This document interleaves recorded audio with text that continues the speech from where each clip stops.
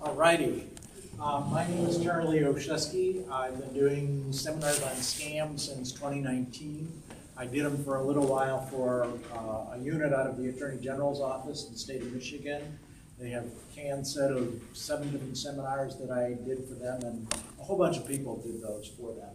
But I had created my own seminar before I started doing that. I was in the process of creating it, working with the Area Agency on Aging on that, and then after the AG's office quit that program, dropped that program, then I picked it up and went back to doing my own. So I've been doing this for a while. Before that, I did stuff on, I had a series of seminars I call Keeping Your Computer Safe. So what do you need to do to keep your computer safe and all that stuff, which ties in very directly with scams. So I've been doing that for a couple of years before that. So I want to go over a couple things. I have abbreviated this. Like I say, it was a 90-minute seminar that I couldn't even complete in 90 minutes, so I cut out some sections. But if you do want the full thing, certainly send me an email, and I'll be happy to do that. I usually start out with some poll questions. I've done this for the last couple of years via Zoom, so we get people from all over the world. And I usually start out by asking people what age group you're in. Anybody less than the 65-year-old group in here? That's kind of what I thought.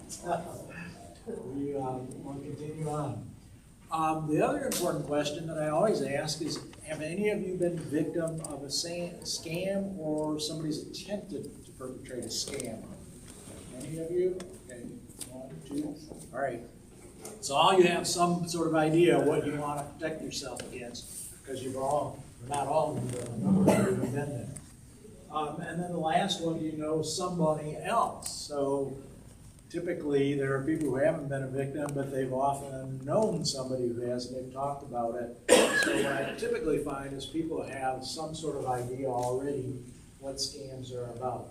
So I'm going to start with the purpose of this thing, and my biggest thing is I want to inform people. That's what I do. That's the purpose of all my seminars, to provide information to people. Here I'm concerned that people get scammed and lose money, and I don't want people to lose money. There are other things I do. This is what I call, I'll talk in a minute, this is what I call an off-premise scam seminar. I do on-premise ones.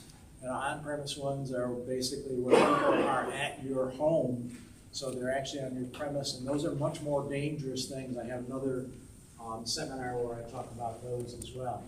One of the problems with scams is there are no consistent measurements. There's no standardization of this. So you see somebody says there are X million people were scammed last year, or they lost X billions of dollars last year, and you see somebody else and they get totally different numbers. We don't have standardization of that. We don't have standardization of types of scams. We don't have standardization of collecting that stuff. So you will see very different information about it.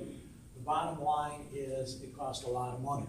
So we do have, I'm sure all of you have heard of the FTC, the Federal Trade Commission. So one year they estimated there was $3.3 billion lost to fraud. You've probably heard of the FBI, another big organization. That same year they claimed it was $4.2 billion. Like I said, there's no standardization, there's no standard types, classifications, no way of collecting data, so you get a lot of different numbers on that, and it's okay. Basically, we're talking about billions of dollars per year, folks. So this is a big thing, and that's probably the most important thing. So then the FBI, of course, even in another article, gave different numbers on that for the same year.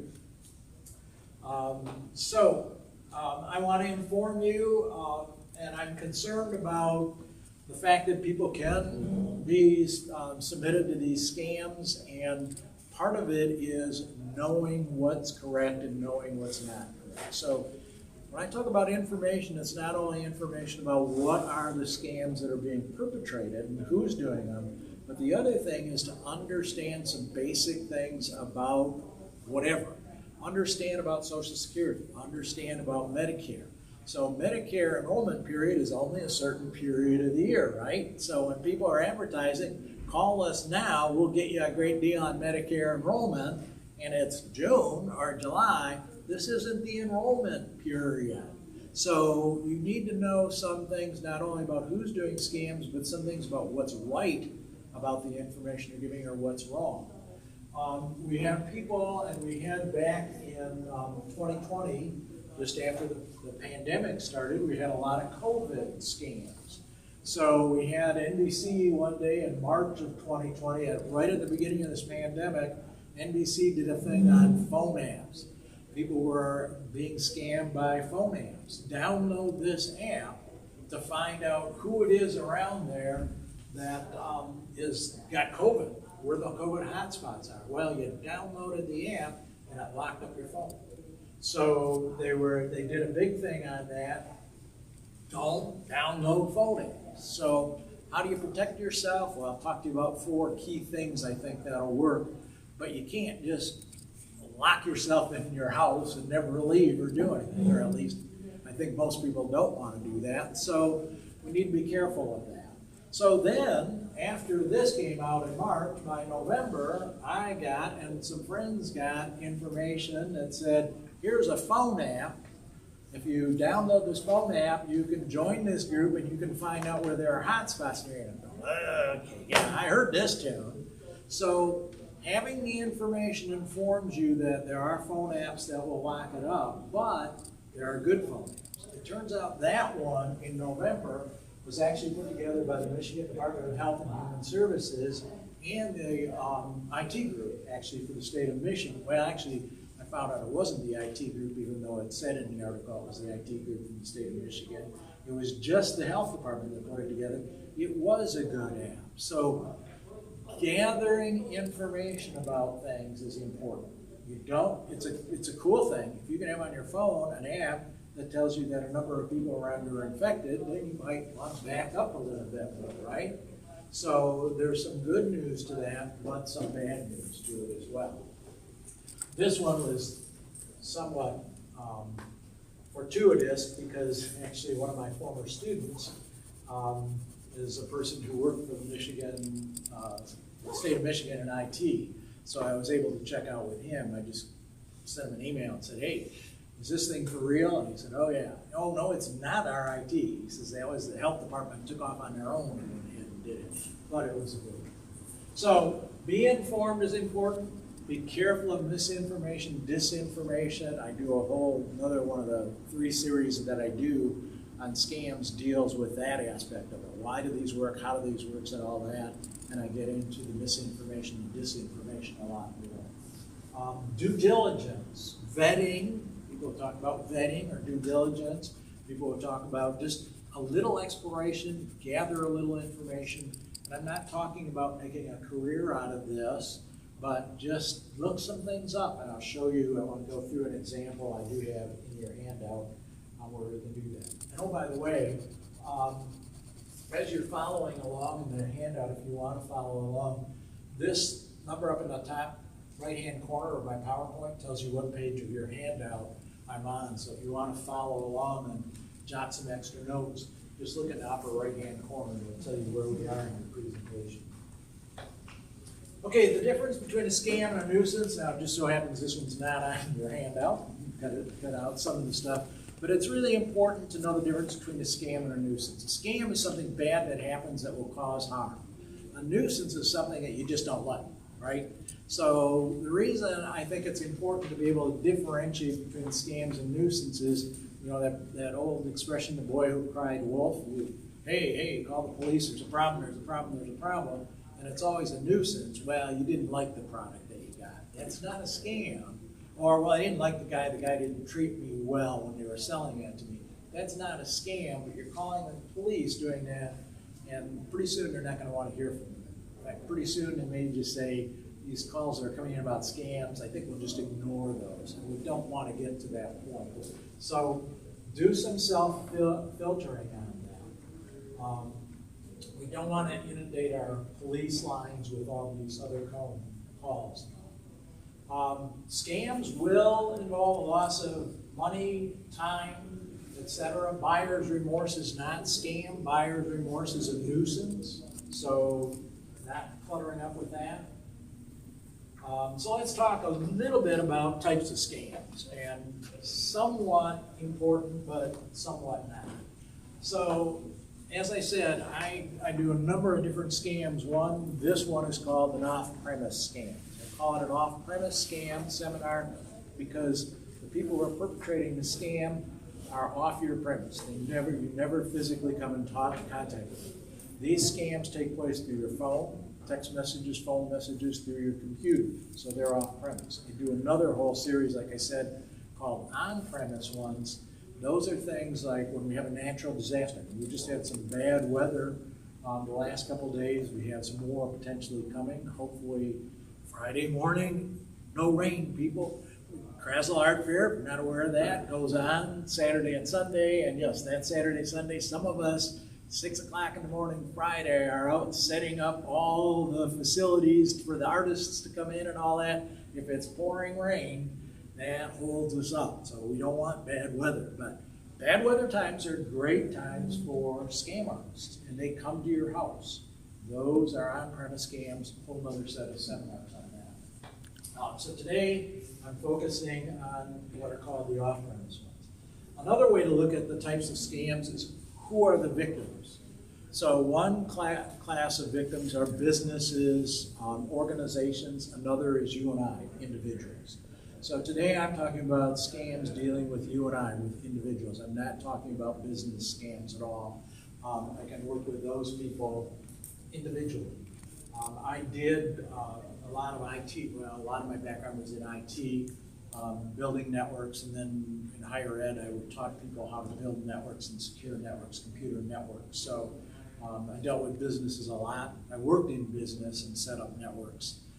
Ran servers and set up routers and switches and spam detection devices in businesses as well. So, but that's not what these seminars are about. These are about individuals.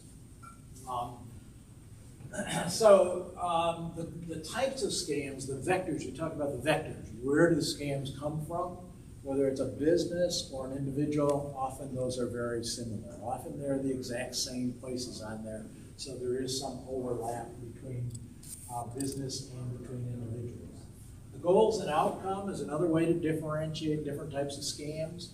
The goals and outcomes for a lot of scams, the goal for the scammer is to make money. So they're after you, or they're after essentially businesses what they really would like to get because the businesses have a lot more money than you do as well. And maybe there's one or two here that's really rich, and I don't know about that. You've got a lot of money. But scammers don't really have a good way to know that, even though they're trying to find that out. So money is a biggie. Personal information is another biggie. So scammers are sometimes, they might not be after you because what they want to do is get your personal information. They want to get that credit card number. They want to get that bank account number. So they're not directly asking you to pay them money. But once they get your bank account, once they get your credit card, they can go up to the max real quick on those things. So personal information is very important to them. The other thing that we need to think about, and especially as we move into this potential Russia area, Russia-Ukraine, and Russia-US, because US is helping Ukraine, is this other area called access to your internet-connected device. Scammers don't want to be caught. Scammers may want a lot of money. Scammers that are aiming at businesses and organizations often have a different motive, which is to disrupt operations, wreak havoc, cause discord.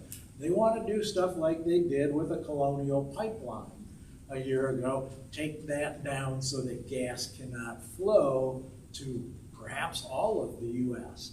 But as they're doing that, they don't want to have a direct line back to their computer in their home. So what some of these scammers want to do is they want to get access to your internet-connected device. Anytime you're online, if the scammers can get your credentials, if they can hack your phone or your computer, they could use your phone or your computer to go to Colonial Pipeline and bring that network down, and then the FBI is going to trace that IP address back to your house, and at 2 o'clock in the morning, there might be 6 or 10 or 20 FBI agents with all their big guns thinking you're the person who just brought down Colonial Pipeline, and that's what the hackers and the scammers want. They don't want to use theirs. So they are looking for getting access to your devices, and you need to be aware of that. If you are somebody who still keeps your computer on all night and you keep that connected to the internet access, go watch that internet light on your computer at 2 o'clock in the morning. And it's like, why is there so much activity? Uh-oh, maybe somebody's got my computer and there's a whole bunch of activity going on. So you need to be aware of those things as well. We all talk about, and I do a lot of stuff with the senior centers, the Area Agency on Aging, and a number of the Lincoln Senior Center up by me, and Coloma, and do stuff with the library. So a lot of the senior community is very concerned about scams. You guys are here, we got 9 of you here today concerned about scams. And you should be concerned about scams, and it's good for you to be getting more informed about that stuff. But when I look at scams, and I've again been looking at this since 2019, there are very few scams that were directed specifically at senior community. The grandparent scam is one of them that was developed very specifically to target the senior community. The others are probably the Social Security scams and the Medicare scams, though some understand that you don't have to be over 65 or 66, I think it is now, for some of those things, in order to be on Medicare or get Social Security. Younger people can do that, and they're after them just as well. The thing is, and I read a lot of stuff, seen a lot of stuff with the seniors, there are so many scams aimed at seniors. It's not so many, it's just those couple that are aimed specifically at seniors. The others, romance scams, real big. I got in your documentation, you'll see that, in the extended handout, you'll see information about what's happening there. Romance scams are just going off the chart. They're not specifically aimed at seniors, but seniors succumb to them a lot. Same thing with tech support scams as well. Not developed, the hackers didn't go out there and say, hey, we're going to develop these tech support scams to go after seniors. They did this to go after everybody, but seniors seem to be getting hit by that at a disproportionate rate. As we age, we're a little bit less thoughtful, we're a little bit less likely to be real critical and look at things. As we age, we're just not as fast. We don't keep up with all the technology, and we sometimes get frustrated because, oh, geez, I got to keep updating this thing all the time. What a pain in the butt.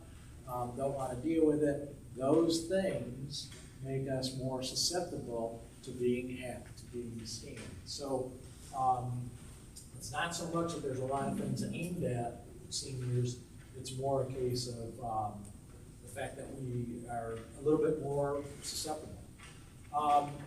There are a lot of ways, like I said, there's no standards, there's no standard way of doing this stuff, so there's a lot of ways of describing the types of scams. This is a difference between AARP and the BBB, and then FTC, the FBI has different classifications. This is not on your handout, but just to see the differences. So some of them overlap, only the red ones are overlapping between the two, the AARP and the BBB. They're also different and have such different ways. You get the final one, I have this in the big whole one.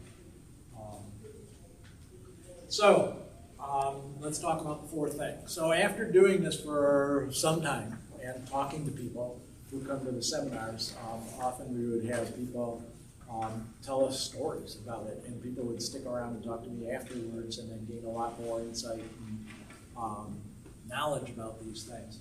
I've come up with what I think are the 4 critical things, key things, to keep you from getting scammed, and that's what this part will be about.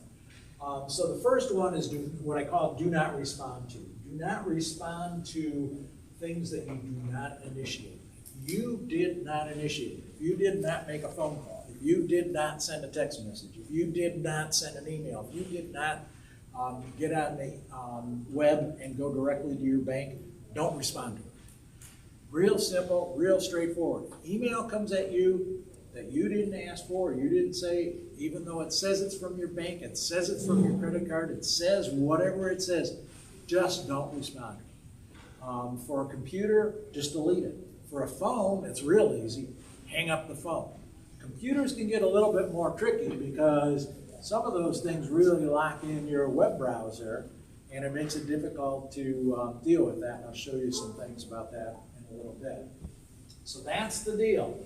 Number one, do not respond to things that you don't initiate. Don't respond to emails, pop-ups, especially on a phone call if they say, we're calling from your bank because there's been, real strange activity in your bank.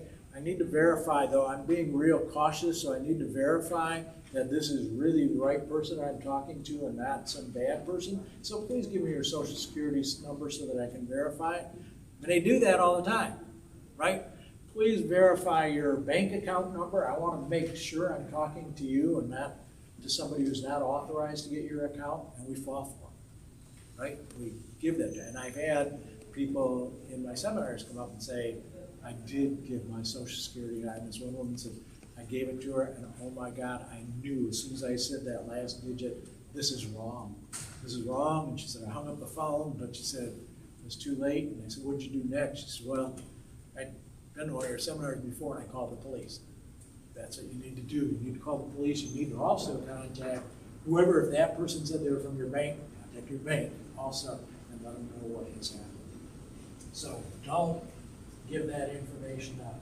There's more information about that in your handout to talk about it.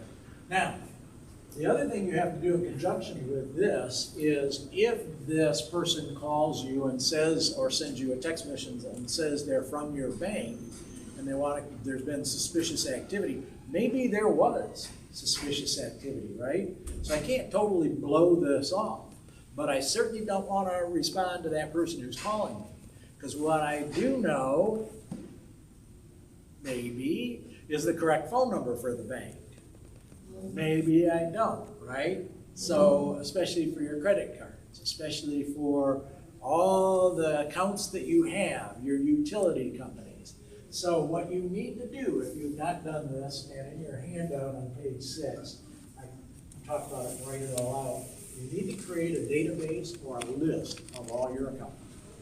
Get the URL number for them, get the email if there is, get the phone number, know what your account numbers are and all that stuff. Write that down, create that list for that, so that when that person calls the utility, your gas company calls you and says, we're from your gas company. It's like, oh my God, what's the gas company? And what's the phone number? And who do I contact? What's the URL? You have a list you can go back to. Don't deal with them over the phone. Don't respond to their emails. Go to your list and respond to them that way and verify that, in fact, something was going on or something wasn't going on. So you'll have to create that. I think in your, you asked about an assignment. I think on that page 6 of that, it says you got 1 week to create that list for yourself. So I do give you an assignment if you read the handout. But you really need to do that. I talk about what do you need to have, financial institution's name, their mailing address, the URL, so on and so forth. All that is in your handout on page 6, what you want to put in there. Don't be afraid to use your caller ID. When you're getting text messages, when you're getting phone calls, you have a caller ID which shows what it's coming from. Look at the caller ID. If they're calling and they're saying that they're from your bank and you know your bank's phone number, you look at that and you see, that's not my bank's phone number, you know, to just hang that phone up. So hang up, look up, if you don't know what it is, look in your database. www.5-3bank.com, an email I got from that told me that I had fraudulent activity, potential fraudulent, someone was trying to look like drain my bank account. And it came from and said www.5-3bank.com. That's not Fifth Third. Fifth Third is www.53.com. So when I saw that, not responding to that. That's some hacker, that's some scammer who wants me to give my bank account number because they're claiming someone's taking money from it and they want to help me. Yeah, great help. So, number 1, don't respond to anything you didn't initiate. Number 2, when you get a request for money, never send money. If you're going to purchase something, never use cash apps. The way you do that is you use a credit card, only a credit card. Okay? The bad guys will never take a credit card. Bad guys do not want a credit card. They cannot accept credit cards. So if somebody cannot accept a credit card, there's a good chance they're a scammer. And you're going to give your credit card number to them so that they can use your credit card. So when you're asked for money, make payments, no gift cards, no money orders, no reloadable money cards. Venmo. When I did that stuff for the AG's office, they tried to list all the different things that were cash apps. There's a new one every day, and you find out about another one. So I decided that was not a good way to go with it. The easiest way is only use credit card.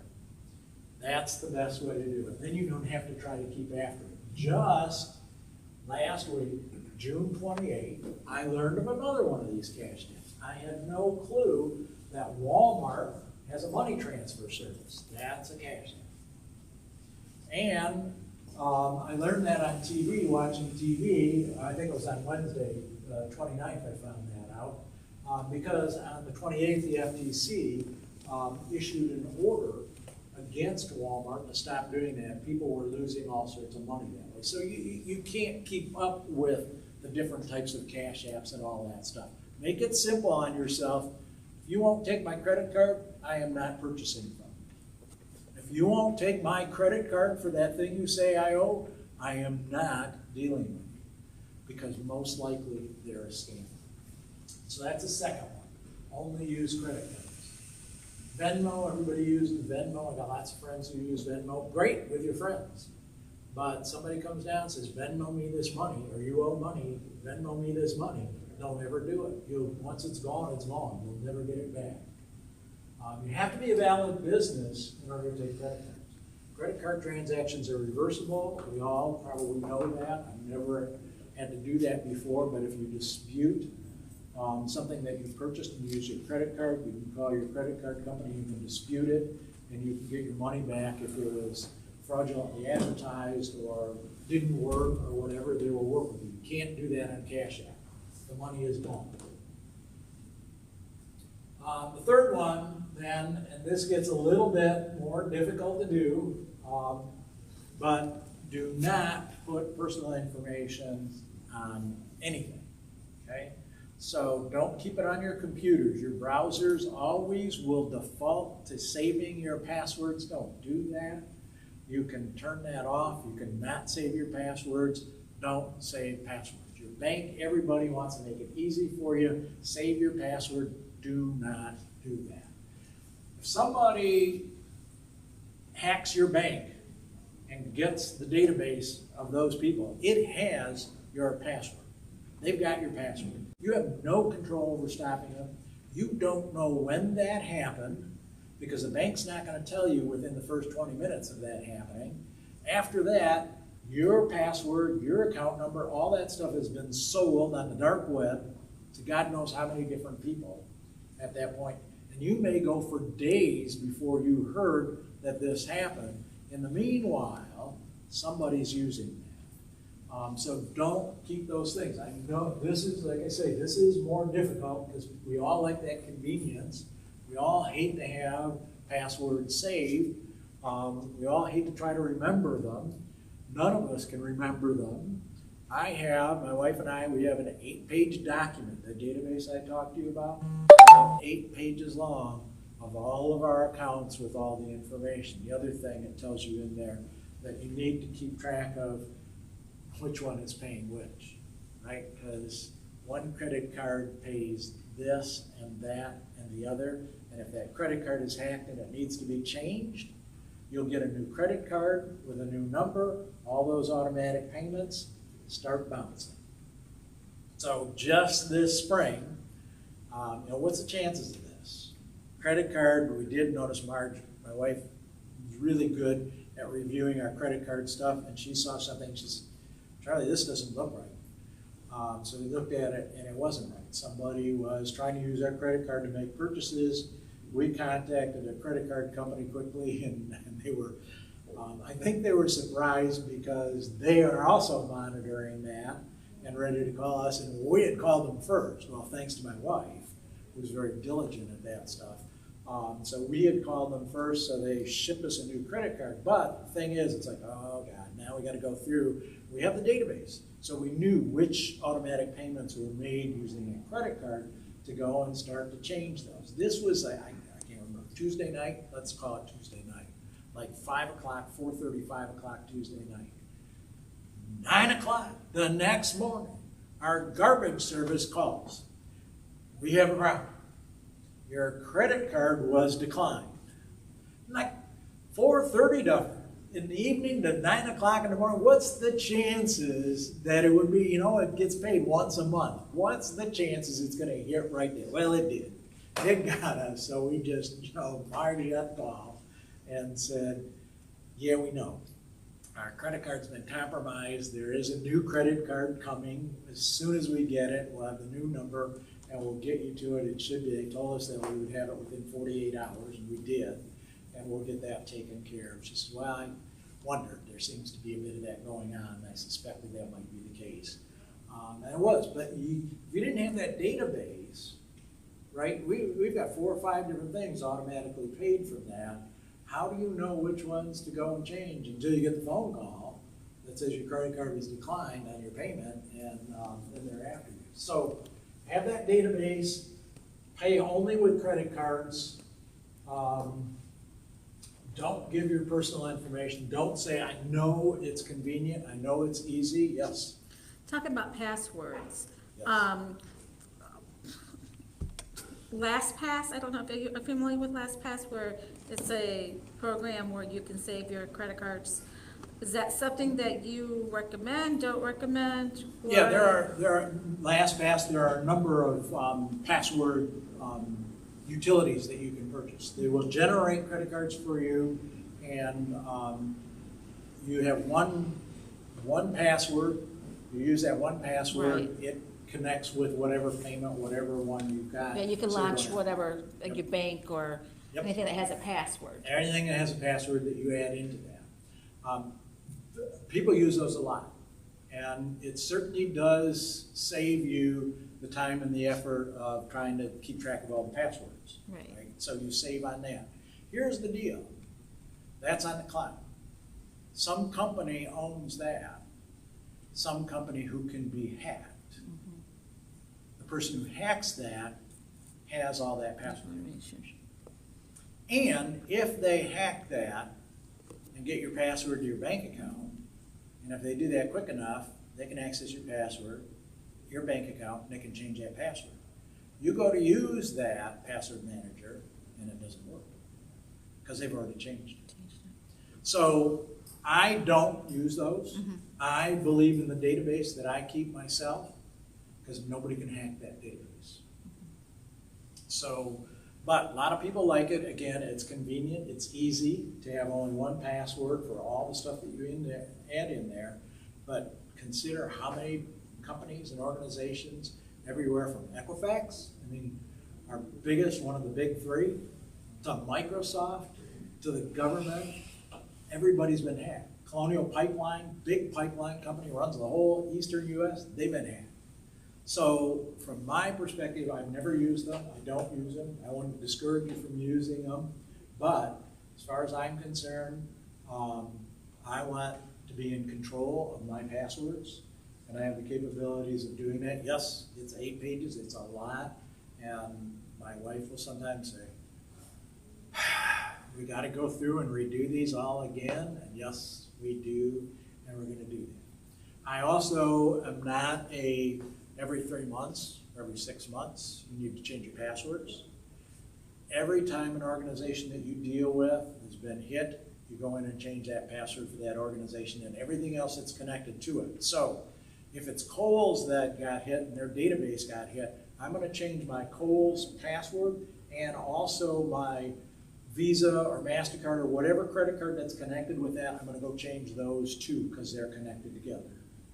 I'm not going to go through my 8 pages and change everything because of that. So I change passwords. We change passwords because there's a potential that somebody has access to those passwords.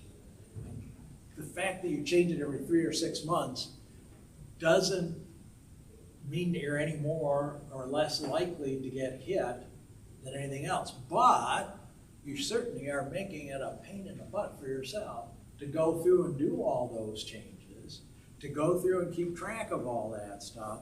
So from my perspective, it's much more effort. I do what's called risk analysis because I did that kind of for a living in the IT world.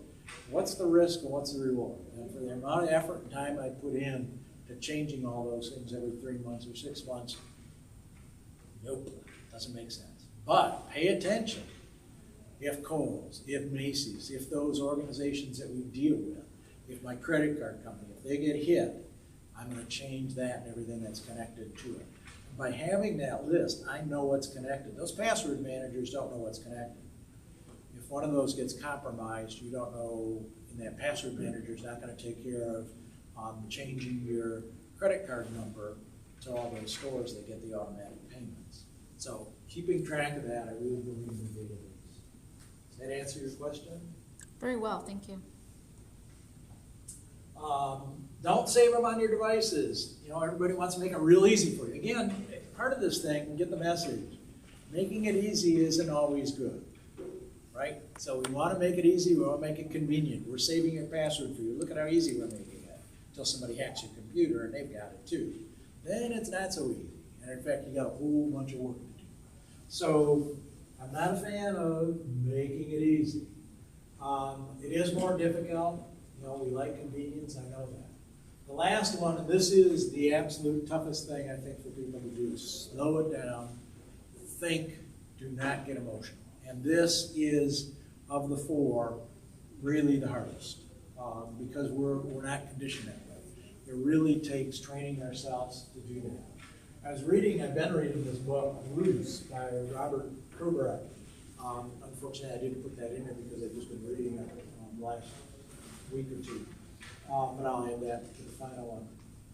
But he talks about how he and others that he learned just love to sweet talk people into giving information that they shouldn't give. Now, what he did is he got company information from Fortune 500 companies for people who were bringing them accounts. He got paid extremely well because he was able to get their name, phone number, email, titles, all that stuff, just by sweet talking people and getting them to give it up.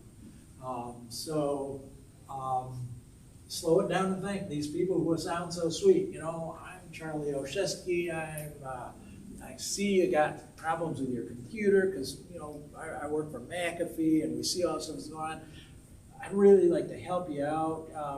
You know, are you a younger person? Are you a little up there? Oh, yeah, you're a little older. Well, you know, I work really well with seniors. I'm doing a lot of senior stuff, and I know how seniors can really be tripped up because this technology just, you know, it's hard to keep up, and I can really help you. But you know, what I need first is, can you give me that tag number off your computer? Go to your Microsoft thing and type MSCS and see what happens. Okay, that pops up now. Look down there, and your tag number is just give me that tag number, and I can help you. I can run a check and see if it's going to work. And you know, the other thing, just in case we get cut off, I need to have your phone number again. So that's simple. Of course, you want to get that. And what was your name again? Okay, that's simple. Oh, now you're getting really comfortable with them. And you know, by the way, we may have to charge you for this. So can you also give me your credit card while I'm gathering a little information? And they just suck you right in, right? They suck you right in, and you give that stuff to them. And then at some point you go, oh, geez, what did I do? But that's what this guy did. That's what he did for a living, really well. He did that stuff. So slow down and think. As they're doing that, why is that guy asking me this question? Well, it's stupid. He knows my name. He just asked me that. He asked me these simple little questions. He's trying to build rapport. This guy's trying to suck me in. What's he going to be asking for next? So again, they start asking for bank information and that type of stuff. Those are the flags that should come up.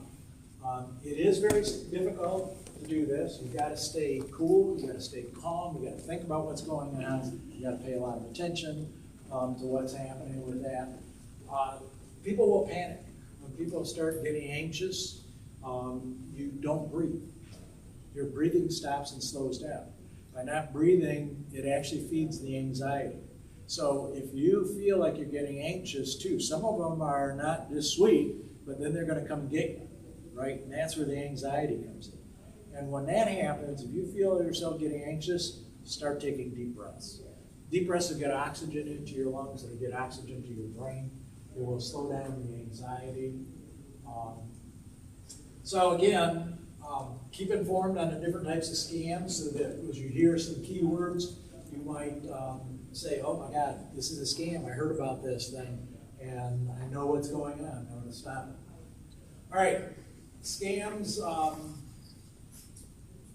little bit more depth on this thing, and I do this in another seminar, but the role of fear, the role of pressure, the sweet talkers, these are often used misinformation. If you have a lot of misinformation, they really key on you not being very well informed, so they can take advantage of you.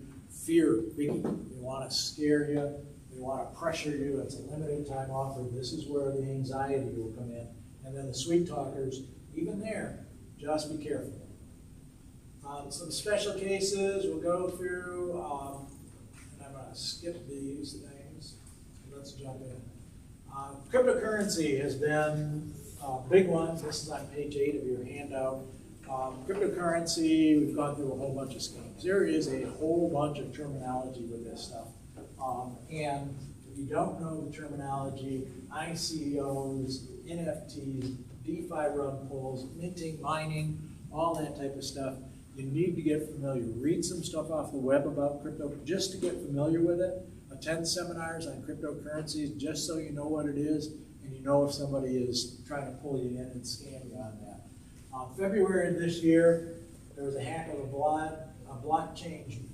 Blockchain is another real integral part of this stuff, but there was a bridging service called Wormhole, and some hackers got a hold of that, and they actually created 120,000 Ethereum. Ethereum is one of the cryptocurrencies. Bitcoin is the one everybody's heard of, but there are a whole bunch of them. There are over, I think it was 2,000 the last time I checked, different types of cryptocurrencies. So they made off with, they created that, they made off with it. That was about $324 million. That was just February of this year. So these things are still continuing on. This I didn't put these things in your handout, but this was a public service announcement, PSA from the FBI, talking about QR codes. People are now using QR codes to scam you. So you click on the QR code, you take your phone, put it over the QR code, instantly goes to bad stuff. One of them actually locks up your phone. On page 8, I want to go through a little bit because they illustrate what do I mean by vetting somebody or really looking into something. So this is an email actually my wife got, Medicare.gov. This was in June, early June of this year. It said that you can get more Medicare, people on Medicare can get more COVID tests for free. Well, I forgot. Is that, she and I both looked at each other and says, wait a minute, we've done this once, twice at least. Is this a third one? Did we do a third one? It's like, oh my God, I can't remember how many times we've done this, but we do have. In fact, we still got one of the free test kits from one of the last times we did that. So I get suspicious right away when I see this. This could be a scam. And it comes from Medicare at subscription.medicare.com. Okay, we deal with Medicare a lot. I've never dealt with subscription at Medicare. So that's a flag that says, I'm not so sure about this. And it says you can order now. You can get up to 3 orders of at-home rapid tests. So my flags are up. My wife's flags are up. So we need to look into this stuff. So what I did at that point is before I went any further, I wanted to do a little web searching. So I did some web searching. What I searched for was free at-home COVID-19 test kits for Medicare recipients. This is what I call due diligence. And like I said, I don't want to make a career out of this, but I want to gather some information. That's what we call due diligence. That's what you call vetting, gathering some information on this. So it's interesting when I type that in, look at this stuff that comes up, ad. everything that comes up at first is an advertisement for some company, right? That's not what I want, because probably at least one of these four is gonna take us to a scammer site. Probably a real safe bet, so skip the ads. Look on farther down, and then we notice CMS.gov. Well, Medicare people, we've all seen, well, most of us who pay attention, we've seen CMS, Center for Medicare Services. Some people maybe haven't paid real close attention to the URLs on that, but CMS is. So what I'm doing is I'm looking at the URLs. I want to look at those URLs when I do that search. So there's CMS. I remember that, Center for Medicare Services, but www.medicare.gov, now we probably all recognize that, right? Because we've all been going Medicare fairly frequently over the years. So Medicare.gov, that would be a good one to go to gather some information. Another one that's Medicare.gov, that's a good one. HHS.gov, some people might not be as familiar. Health and Human Services, I know that URL, so that's another one I could go to gather some information. HAP.org, never heard of it. FierceHealthcare.com, never heard of that. So what I'm going to do is I'm going to go to trusted websites, ones that I trust. I've never heard of HAP.org. I've never heard of FierceHealthcare.com. I'm not going to go to them for information. I do know HHS. I do know Medicare.gov. I do know CMS. Those are the ones. And then further on down, we got CNBC, a news organization. Michigan.gov, I know them real well because I actually was a contractor for them at one point. But here's another one. KHN.org, I've never heard of them. I'm not going to go there. So USA Today, Priority Healthcare, some people, that's a healthcare provider in Michigan for education people. PHP Michigan, another healthcare provider, USA Today. So I'm going to look for, this is what you should do, look for these things. You'll get this list of thousands of URLs, right? You don't have to go to the first one or two that are there. Go to the ones, look at those URLs, go to the ones that have URLs that you trust, places that you know of that you trust. That's the due diligence that you want to do. Once I did that, I gathered the information. Yes, there were 3 different rounds of free test kits sent out to us. Those who were seniors, those who were on Medicare, we got that 3rd round. You could get up to 8 test kits per household. So it's like, okay, now I know a little bit about this, right? I know some information about what to be looking for. So now I'm going to go ahead and order these things. So I go ahead and hit this order thing. And then I saw something else strange. This U.S. flag with this thing that says this is a government site. So official site, website of the U.S. government. Well, this was early June, and it was about May or June. I started seeing this on some of the government sites. Not all of them are doing it. In fact, a couple of weeks ago, I went and checked the number of government sites that I use, and it was less than half that are doing that. But some of them have this, where it says it's free, and then it says, here's how you tell. So all that's in your handout, you can look at it. But at this point, I read the fact sheet, it corresponds. 8 test kits, 3rd round of tests. So it's corresponding with the research I did, the research that took 10 minutes, right? So the due diligence is not hours of doing that. I click the order, it asks for my name, it asks for my shipping address. That's not private information that's protected, right? So in fact, this whole private information, that's another one that I've been tracking, and when I did the contracting for the, out of the AG's office, they tried to list all the different things that are private, protected information. And I finally decided, this is ridiculous. Why am I trying to make this big, huge list that people need to remember? Here's the deal, folks. You can give anybody your name, your phone number, your email, and your mailing address, right? And you need to do that if you want people to send something to you. You have to give them your mailing address. They need your name, your phone number, and your email. I'm not going to do anything.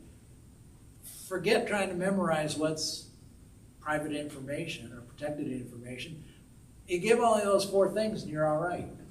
Get beyond that, start thinking, do they really need it? Well, that's all they asked for.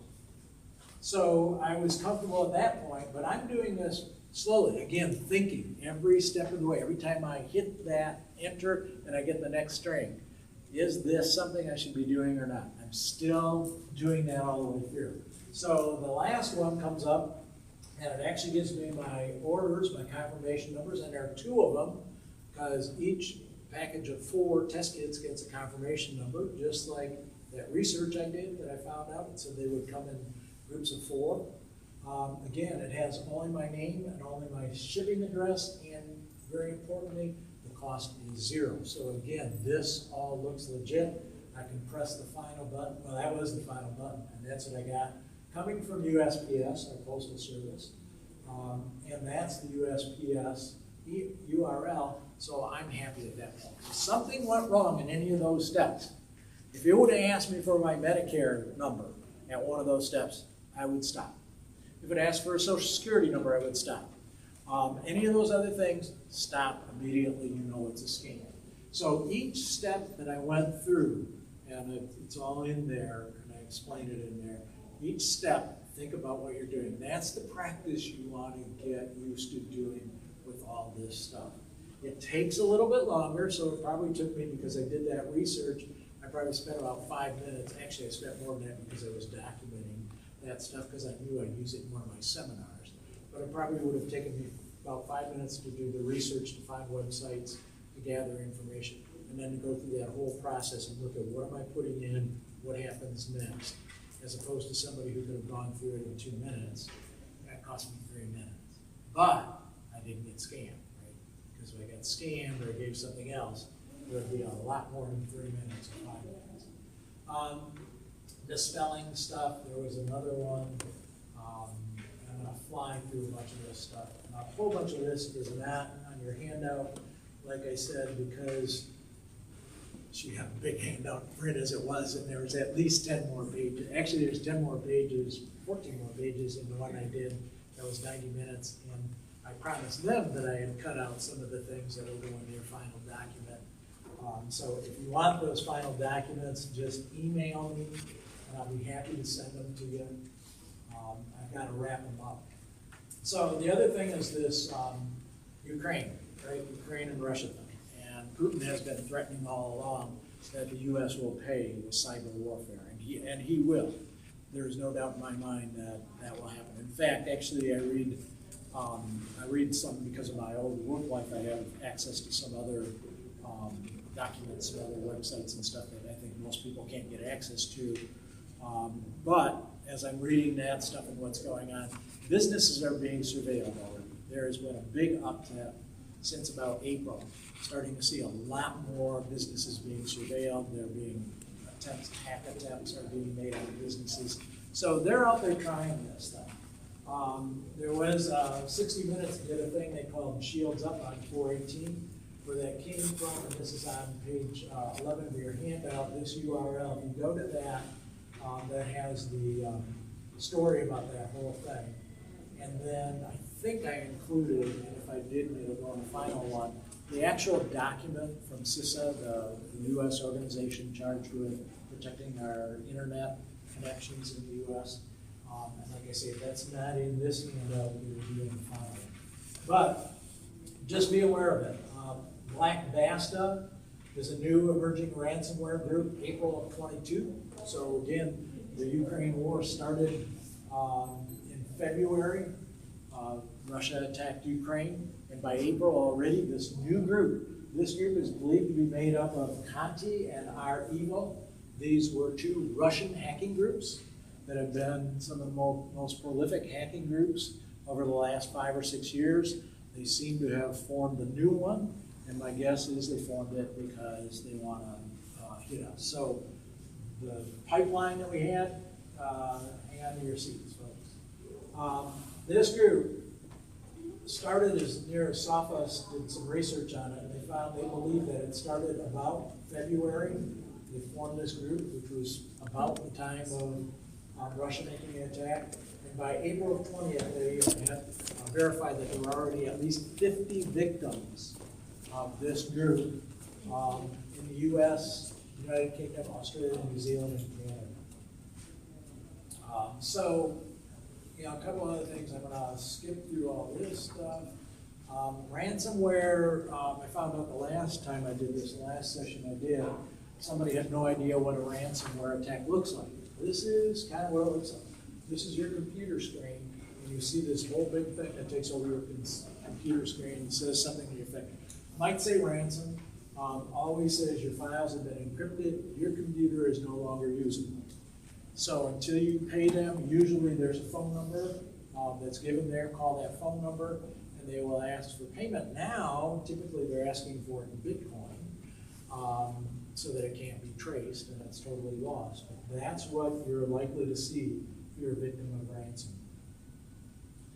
So it locks up your computer, it makes it unusable to you. Colonial Pipeline last May was shut down.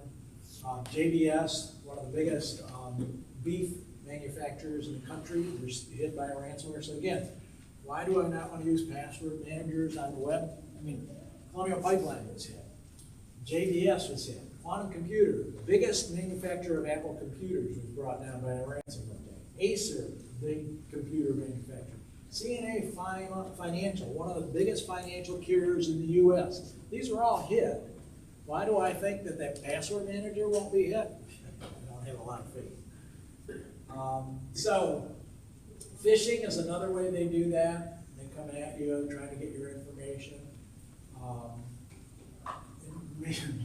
Buyer 50 acres, right? So we all listen to our phones and our navigation systems, and they, instead of driving down Napier Avenue, it's Napier. And instead of Myers has Myers Pharmacy, this is called Meyer Pharmacy. It does sound, I mean, the audio is Meyer Pharmacy. Well, I looked at my phone when that came out, it's Meyer. They don't know how to pronounce M-E-I-O, geez, it does say me-air.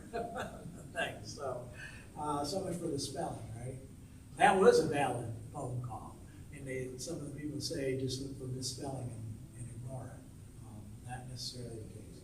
All right, so there is more stuff in there on phones for you. Yeah, this was a good one I got. Probably fraud. It actually came up on my phone, and it said probably fraud. I've only seen that once. So let's look at, real quick because I'm out of time. And then these are all included in the final document that I didn't give her, just so that she didn't have to make a huge document. And this also. So one of the things you want to do with your emails or your computers is what I call hovering. So when you see email, this is your email lists. So you can see McAfee was really after me because I dropped their subscription. When you get this email, just hover. Just take your mouse and put it on top of this email from who it's from. Just sit there for a minute or two. Well, actually about 20 seconds. And you'll see something pop up below it, which is the actual email address that it's been sent from. So notice this says it was from McAfee, a copyrighted name, McAfee. It's got this little copyright symbol. When you hover over it, it says mail@messaging.zoosk.com. That's not McAfee. So you know it's bad. This was another McAfee, I think the same day or the day after that. It came from info@177milkstreet.com. I guess they're going to milk you of their money, your money. Another one was info@bc.adorama. Adorama is a computer or a camera company. I buy camera equipment from Adorama. But it said McAfee, it was from McAfee for me to please confirm my subscription. It's actually from info, so use that technique. This will be in your final one. So sometimes when you get the ransomware, you may have multiple, I always have multiple tabs open in my browsers. So it looks like this. There are a number of different tabs, and I actually had one ransomware, claimed to be ransomware. So I went to, I think I was looking for some sort of mechanical thing at Lowe's and Home Depot. And it popped up and said, ransomware, your computer has been locked. Well, it's in one of the tabs. So what I did is I just closed the tab. And ideally, if it truly was ransomware, when I closed that tab, I wouldn't have been able to close tab number one. Number two, when I closed the tab, it wouldn't go away. It would still say ransomware. That one totally went away. Now, I did a bunch of other things after that to make sure it wasn't there. But sometimes all you have to do is close the tab that you're in. And it's just that easy. Suspicious emails, let's get to if you are victimized. So if you are victimized, what you want to do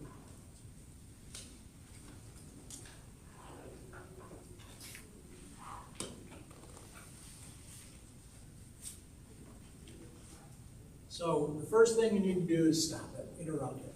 On phones, that's real simple. Close it, set your phone up. Computer's a little bit more difficult. Close the tab, close the browser, close the application, shut down your, turn off the internet connection, disconnect it, go into airplane mode. Every computer now has airplane mode. Go to airplane mode, that cuts off the internet connection to your computer. Shut down your computer, a whole bunch of stuff that I go through in keeping safe on there. It is more difficult with a computer. The next thing is you need to contact authorities. You have to contact your local police department. You have, if you have been scammed, if you lost money, you have to have a police report to go with that. So contact them. Then also your bank, your credit card, whichever it was, if this was something that was, your credit card was compromised, then they will actually have to contact your credit card company and tell them you're compromised. They'll have to send you credit cards. If it was your bank, you need to get a hold of them real quickly before people start draining that account. So again, have that database handy. You can pick up the phone and call those people real fast. If your social security number, that's a problem. You have to contact Social Security. That is not easy to unravel. Social Security is compromised. A lot of work with that one. Then report this. You can report it, and on your handout on page 16 and 17, I got a bunch of different places to report it to.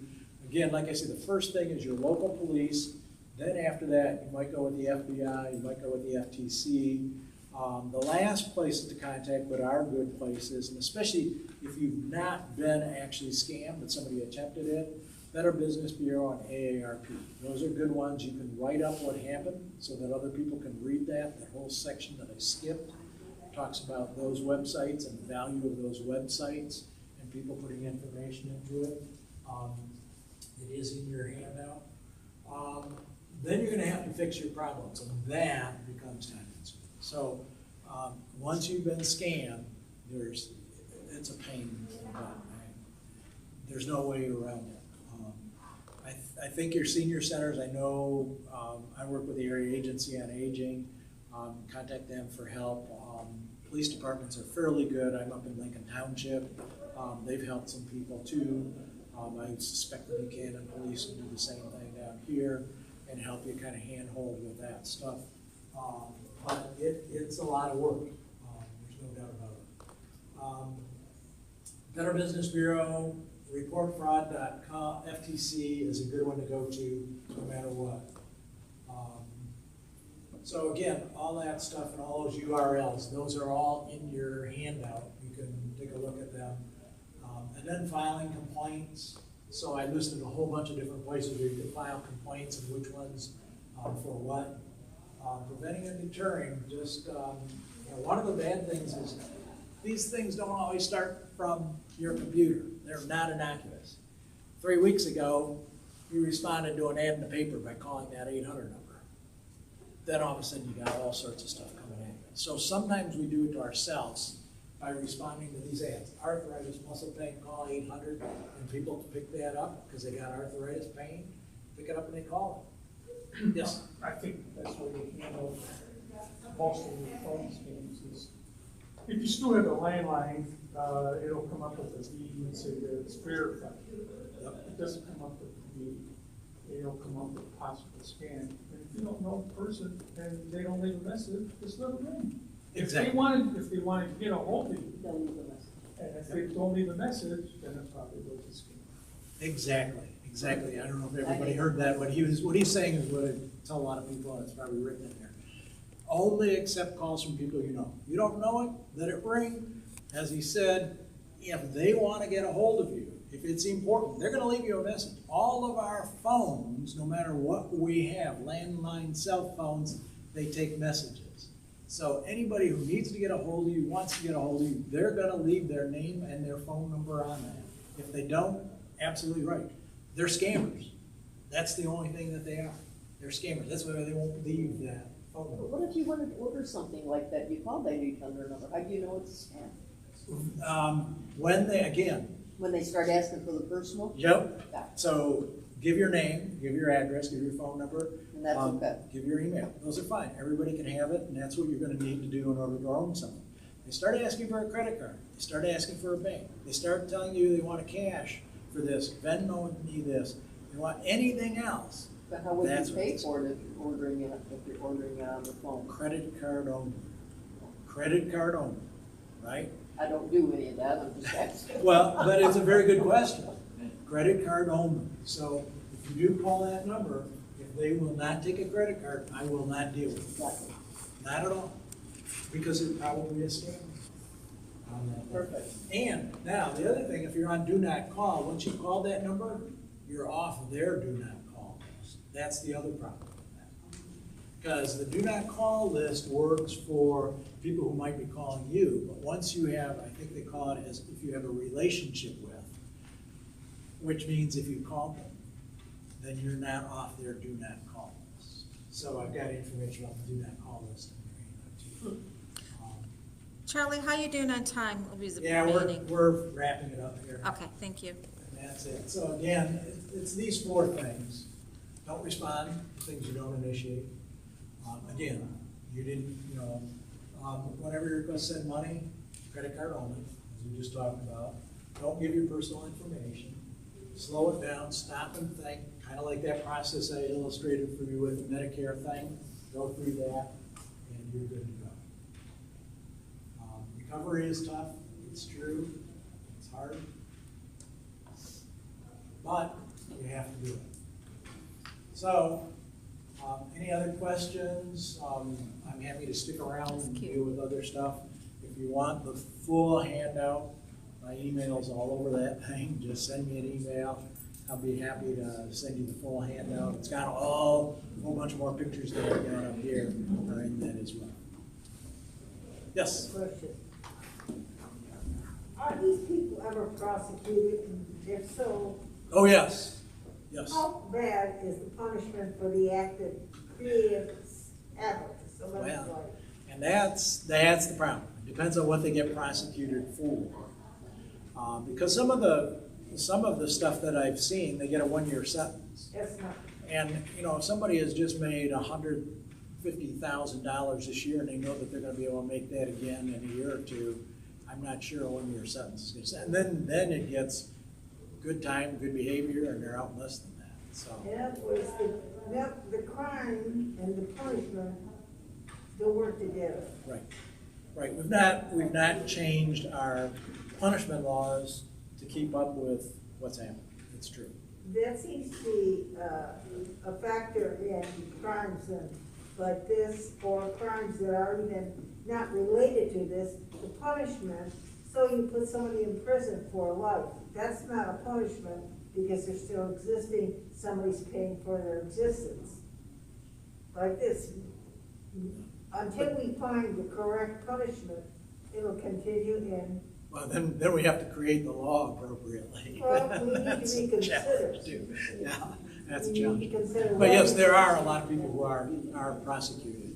But the punishment, I've discovered that if you don't understand the punishment for that thinking, you're never gonna solve the problem. Right. And I do, I've thought about, and I need to do that, and I was thinking for this one, I just didn't get time, but I should list some of those prosecutions that have been successful. Because there is a whole list of them, there are a lot of them. And nobody really talks about it. So I'm gonna see if I can get some in as I update the final thing and send it out, get some of them that process. Other questions? Anything else? She wants to stop recording, she wants to maybe kick us out, but I'll stick around if you have other questions. Thank you, Charlie.